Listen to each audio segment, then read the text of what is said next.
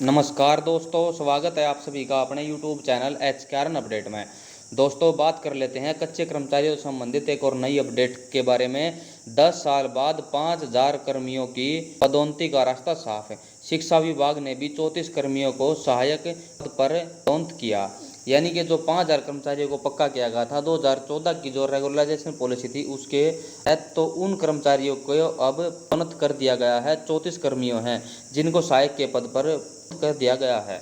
और अभी जो मांग चली हुई है कच्चे कर्मचारियों की कि अभी कच्चे कर्मचारियों को पक्का किया जाए, तो हरियाणा के जो नए मुख्यमंत्री नायब सिंह सैनी हैं उन्होंने अपनी तरफ से बयान दे दिया है कि अभी कर्मचारियों को पक्का किया जाएगा। जो रेगुलराइजेशन पॉलिसी बनाई गई थी कुछ दिन पहले, जो सीएम थे मुख्यमंत्री मनोहर लाल खट्टर जी, उन्होंने रेगुलराइजेशन पॉलिसी बनाई थी, उसके तहत पक्का करने का काम कौशल रोजगार निगम के कर्मचारी को किया जाएगा। उस पर काम होना स्टार्ट हो चुका है और ये बात साफ साफ मुख्यमंत्री नायब सिंह सैनी ने बता दी है कि जो रेगुलराइजेशन पॉलिसी है उस पर काम होना स्टार्ट हो चुका है। जल्दी ही पॉलिसी बन के रेडी हो जाएगी और कर्मचारियों को पक्का किया जाएगा।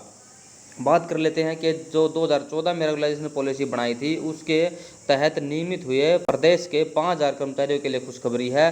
10 साल के बाद इन कर्मचारियों की पदोन्नति का रास्ता साफ हो गया है।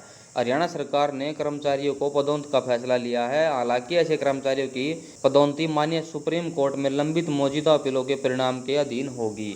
मुख्य सचिव TVSN प्रसाद ने इस संबंध में सभी विभागाध्यक्षों को निर्देश जारी कर दिए गए हैं। गौरव है कि हरियाणा राज्य और बना मानना योग्य ये कोर्ट केस के बारे में लिखा गया है कि सुप्रीम कोर्ट में जो केस करके पक्के हुए थे उसके बारे में ये बात लिखी गई है।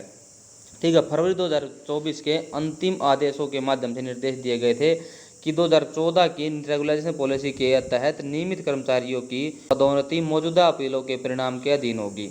इसको देखते हुए हरियाणा सरकार ने ऐसे कर्मचारियों को पदोन्नत करने का फैसला लिया है, क्योंकि नियमित होने के बाद से ही उनकी पदोन्नति के रास्ते बंद हो गए थे।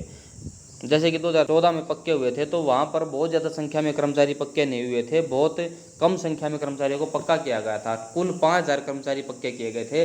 लेकिन अभी की बात करें तो हरियाणा कौशल में लगभग 1 लाख से ऊपर कर्मचारी हैं जो कि HKRN में लगे हुए हैं। और सभी की मांग यही है कि या तो हमें जॉब सिक्योरिटी दे दो 58 साल तक, कि भी 58 साल तक हमें नहीं हटाया जाए। और उसके साथ साथ हमारा कॉन्ट्रैक्ट रिन्यू का जो लफड़ा होता है हर साल वाला, तो ये कॉन्ट्रैक्ट रिन्यू का भी लफड़ा नहीं होना चाहिए।